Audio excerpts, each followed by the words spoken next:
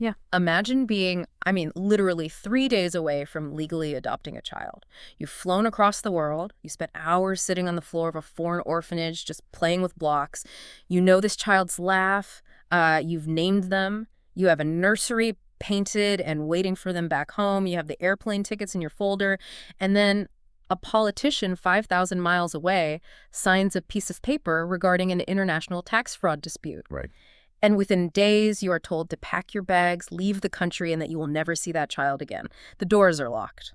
The pipeline is shut. It is, well, it's an almost incomprehensible whiplash. You go from the most intimate, vulnerable human experience possible building a family to certainly being crushed under the machinery of great power competition. Yeah. We are looking at a landscape where orphan children, they stopped being viewed as children in need of homes, and they were transformed directly into diplomatic currency. Welcome to our deep dive into the source material surrounding one of the most abrupt and emotionally devastating diplomatic retaliations in modern history. We're going to look at exactly how vulnerable orphan children became geopolitical bargaining chips between Washington and Moscow. And as we navigate this, I want to ask you, the listener, to hold two deeply conflicting ideas in your mind at the same time. It's a tough balance to strike. It really is, because on one hand, I need you to hold the perspective of international adoption as a pure humanitarian rescue, the act of saving a child from an overwhelmed, failing institutional system. On the other hand, look at it through the lens of a commodified market, an export pipeline of human lives that, frankly, deeply humiliates the sending nation. How you reconcile those two ideas is the central tension of our exploration today. To even begin to understand that tension, we have to go back to the origins of this massive pipeline. We need to look at the period from roughly 1991 to 2010. This was the golden age of Russian adoptions to the United States. Right after the Soviet collapse. Exactly. Following the collapse of the Soviet Union in 1991, the newly formed Russian Federation inherited a profoundly broken system. You had catastrophic economic devastation, hyperinflation, and the sudden vanishing of state social safety nets. This created an absolute crisis of abandoned and orphaned children. The institutions were literally overflowing. And at the exact same time, you have this immense, almost insatiable demand for adoption emerging from the United States. You had American families with resources, driven by a mix of genuine humanitarian desire and a cultural push toward international adoption, looking abroad. Yes, looking anywhere they could help. And when those two forces collided, the Russian institutional overflow and American demand, the numbers were just staggering. Between 1991 and 2013, over 60,000 Russian children were adopted by American families. 60,000. 60,000. Russia became the second largest historical source of adoptees for the United States, right behind China. Russian children accounted for roughly 16% of all inter-country adoptions to the U.S. since 1999. It was a massive movement of human life. And that sheer volume is what created what sociologists and analysts often refer to as an orphan market, a whole industry of agencies, facilitators, and legal liaisons sprang up to manage this flow. But there is a critical piece of context here that often gets completely lost in the dramatic narrative of the sudden 2012 ban. What's that? Well, long before the final political rupture, this pipeline had already cooled significantly. If you look at the data from 2004 to 2009, United States adoptions of Russian children actually fell by 2/3. Wait, I'm looking at those numbers and trying to make sense of them. If the demand in America was still sky high, why was the flow drying up years before the official ban?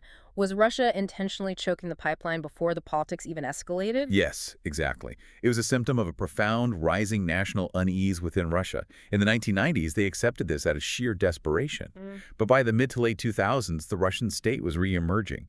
The economy was stabilizing under Vladimir Putin, driven largely by oil wealth. And as they regained their footing, there was a growing, deeply felt discomfort with the optics of exporting their most vulnerable citizens to their former Cold War adversary. It's akin to looking at a massive, unequal trade deficit. But instead of raw materials or technology, the export is human lives. And looking at that scale, 60,000 children, it feels like that unprecedented volume made it historically inevitable that a re-emerging Russian state would eventually view the practice as an embarrassment. Was the scale itself the seed of its own destruction? That's one way to look at it, but I think trade deficit might be a little too transactional to capture the emotion here. For the Russian public and the government, it felt more like an open, highly visible wound of national embarrassment. The ongoing adoptions become a painful daily reminder of vulnerability. The narrative shifted. Totally shifted. It went from America's helping us to why are we, a great power, fundamentally incapable of caring for our own children? But unease and a shifting national narrative are abstract concepts. They are the dry tinder. But you don't get a sudden aggressive policy shift without a spark.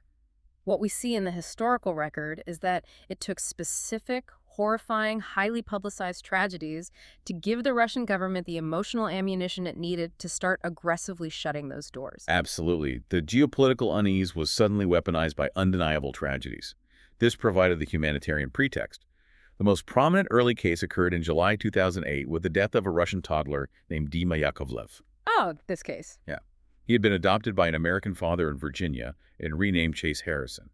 Tragically, agonizingly, he died of hypothermia after being left in a hot car for hours. It is a devastating reality. But what escalated this from a local horrific tragedy into an international diplomatic incident was the legal aftermath. In January 2009, the adoptive father was acquitted of involuntary manslaughter in a U.S. court.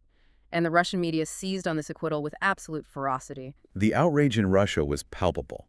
It perfectly reinforced the exact narrative the state was beginning to form, that Russian children were not being protected in America, and worse, that the American justice system fundamentally did not value their lives. Right. But if the Dima Yakovlev case sparked outrage, it was an incident in April 2010 that completely shattered any lingering narrative of adoption as a pure humanitarian rescue. This is the case of Artyom Savliev. He was a 7-year-old boy who had been adopted by a woman in Tennessee the previous year. And in April 2010, his adoptive mother put this 7-year-old child on a one-way flight back to Moscow, completely alone. Just unbelievable. She sent him back with a note essentially disowning him, claiming he was violent and psychopathic, and stating she no longer wished to parent him. Yes. The visual of a 7-year-old boy arriving alone at an international airport in Moscow with a rejection note pinned to him was an absolute shock to the system. Stop right there, though. How logistics-wise does that even happen? How does an adult put a 7-year-old child on a transatlantic flight alone to a country he had just left a year prior? It's a horrifying logistical reality. She used an unaccompanied minor program through the airline, paid someone in Russia to pick him up at the airport, and basically washed her hands of him. The Russian authorities were the ones who found him with the note. Wow. It was an act that triggered immediate, severe diplomatic consequences. The Russian government instituted a temporary freeze on adoptions to the U.S. and demanded a strict bilateral safeguards agreement. That agreement involved much more intense vetting and monitoring. It was eventually signed in 2011 and took effect in late 2012. A return to sender note. It treats a human child with the exact mechanics of a defective consumer product being mailed back to the warehouse. When you read about that, you understand the rage. But we have to look at how this was quantified by the state. By 2013, the Russian government stated that roughly 19 Russian adoptees had died in American homes over the previous 2 decades. Right. And here's where we have to be very precise with the data. The tragedy of those 19 deaths is unquestionable. But their political deployment was highly selective. Looking at the sources, it's wild how divergent the narratives become here. I want to be clear to you, the listener, about this. The figure of 19 deaths out of more than 60,000 adoptions is a tragedy. But whether Russian adoptees were maltreated at higher rates than other children within the broader U.S. population is a massively contested political claim. Very contested. The U.S. argued the rate of abuse was actually lower than the national average, while Russia argued the adoptions were inherently dangerous. We aren't here to play judge on which statistical interpretation is the absolute truth, but it's crucial for you to understand how Russia used their version of the story. It provided an unassailable emotional high ground. They allowed the Russian government to frame any future actions regarding adoption not as geopolitical maneuvering, but as the moral, necessary protection of their children. Okay, I'm trying to connect the dots here. We have this simmering tension over adoption. We have these horrific cases of abuse. We have a bilateral safeguards treaty signed in 2011 to smooth things over and implement better vetting. And then, boom, a total overnight ban at the end of 2012. If they just signed a treaty to fix the system, why slam it shut completely? You're telling me the actual trigger for the total ban had nothing to do with children at all. Nothing at all. To understand the suddenness of that total shutdown, we actually have to shift our focus completely away from American homes and point it toward a prison cell in Moscow. We have to introduce a figure who had absolutely no connection to orphans or international adoption.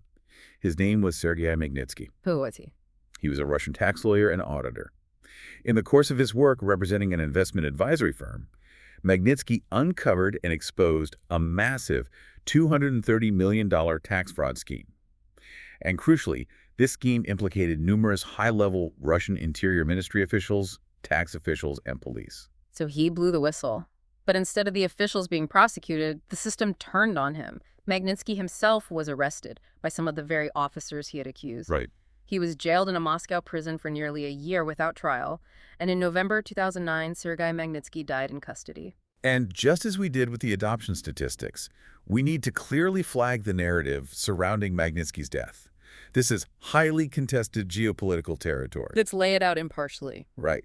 Western investigative reports, along with a forensic post-mortem conducted in Russia by independent human rights groups, concluded that Magnitsky was severely beaten by guards and systematically denied necessary medical care for acute conditions like pancreatitis and gallstones while in prison. Okay. However, Russian state media and official government narratives have consistently pushed counter-narratives, denying the allegations of torture and deliberate neglect, claiming he died of natural causes like a heart attack. So we have two very different official realities. Exactly. Our deep dive is not endorsing either specific narrative of his death.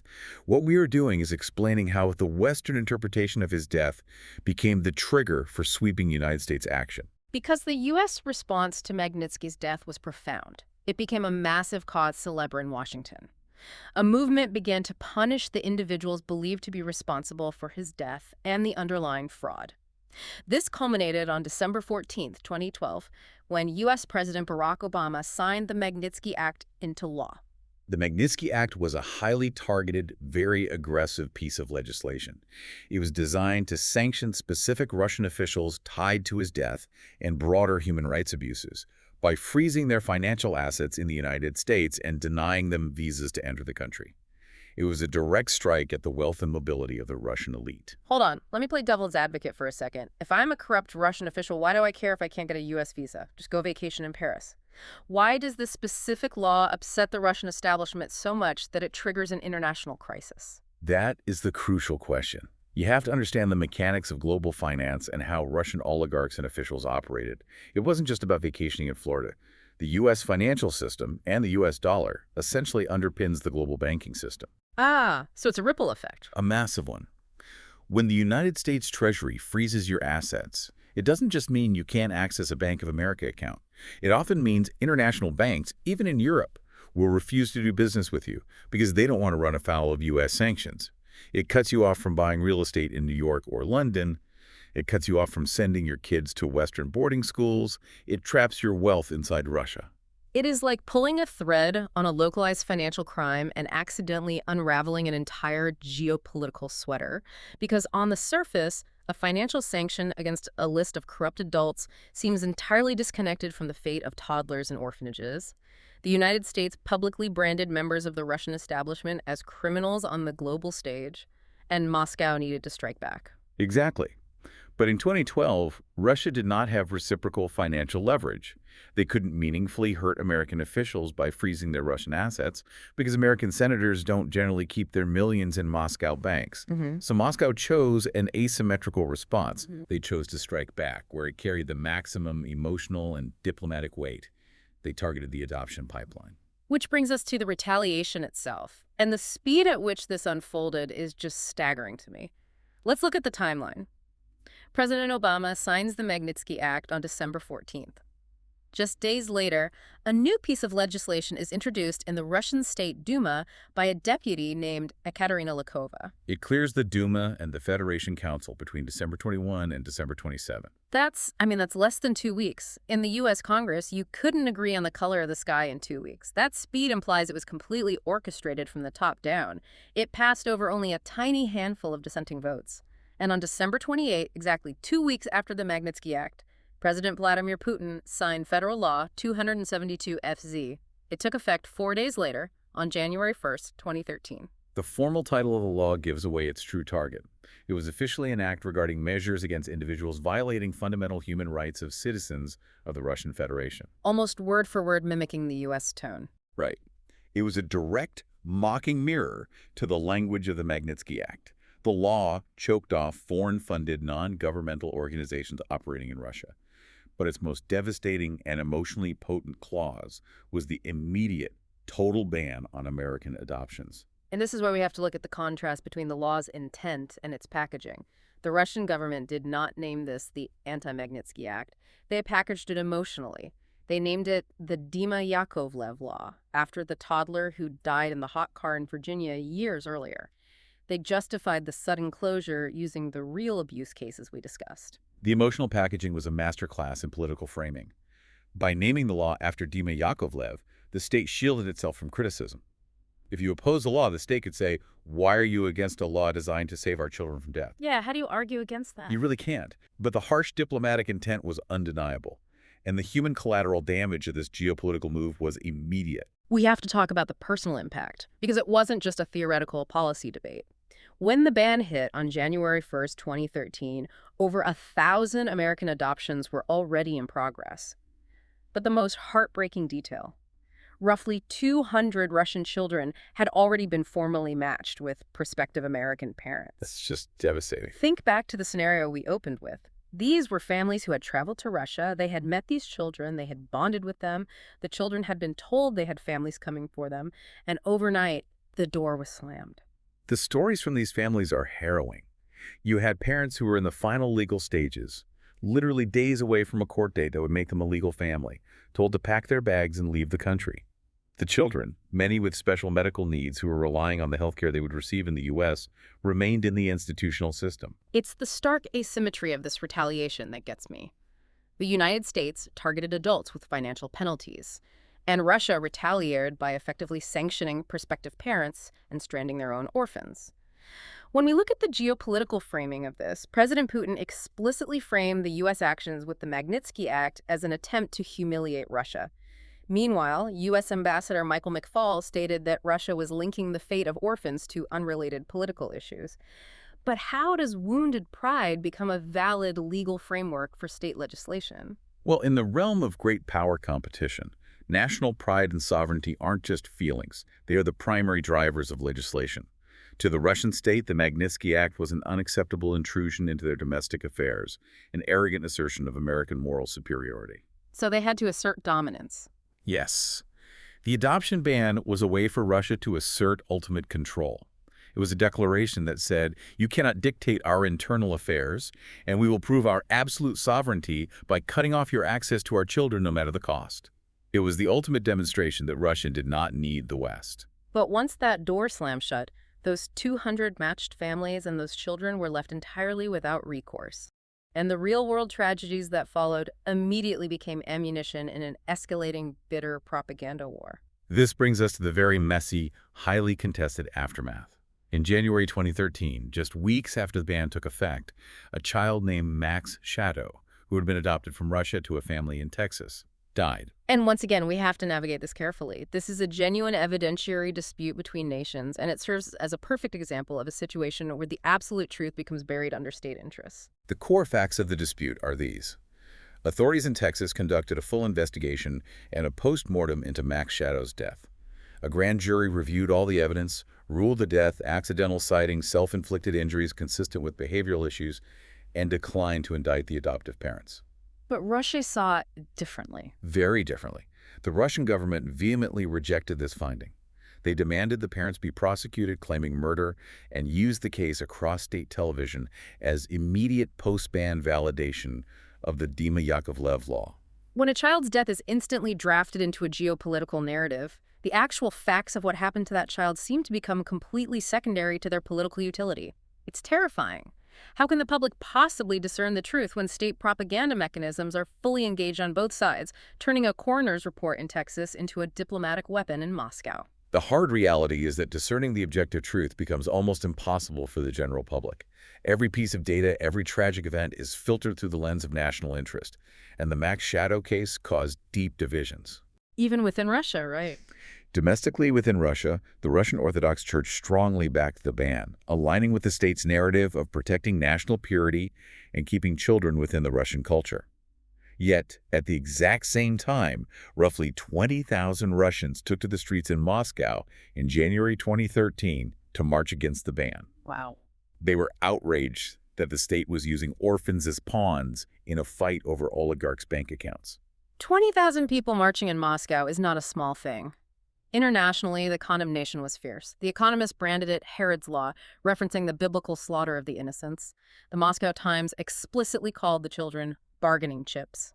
And years later, in January 2017, the European Court of Human Rights actually ruled on the matter, declaring that the ban was unlawful and constituted national origin discrimination against the prospective American parents.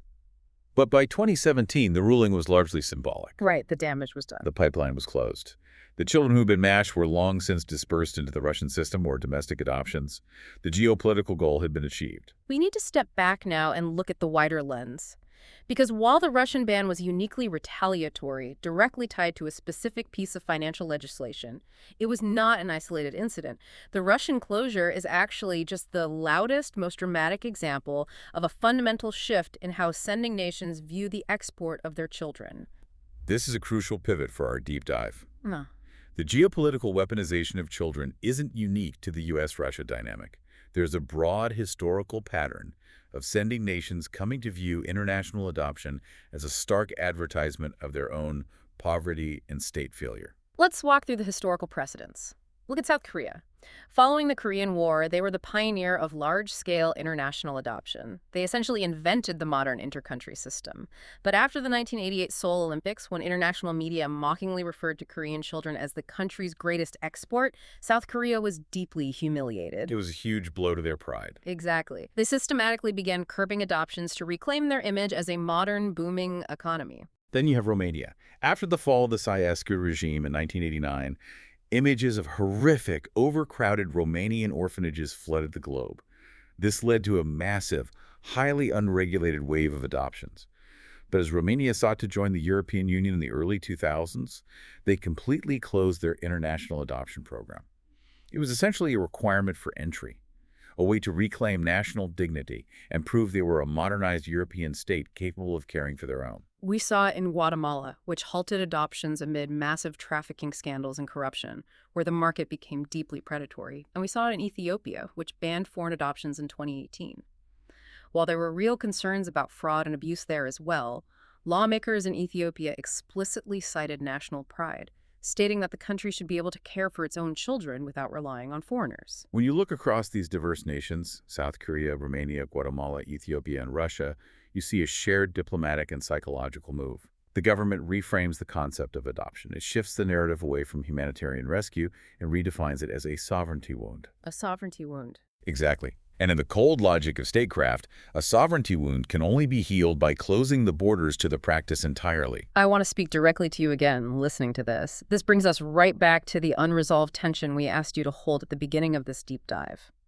If you view adoption purely as humanitarian rescue, closing a program is a profound, unforgivable tragedy for the children left languishing in institutions. Right.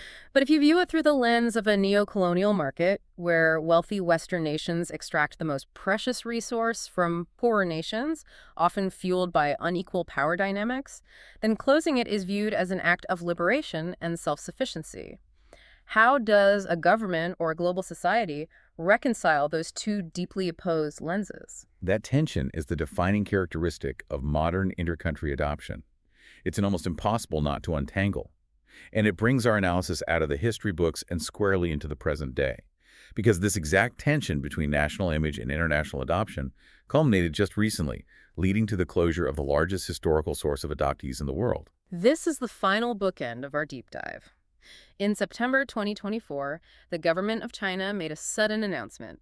They officially ended their international adoption program. This abrupt decision left hundreds of American families stranded in limbo, perfectly mirroring the Russian cutoff that happened over a decade earlier. And just as we did with the geopolitical motives of Russia, we must flag China's true motive as interpretive and not settled fact. The official stance from the Chinese government cited a simple policy change, aligning with international trends. We report that official stance impartially. However, global analysts widely tie the decision to much deeper systemic issues within China.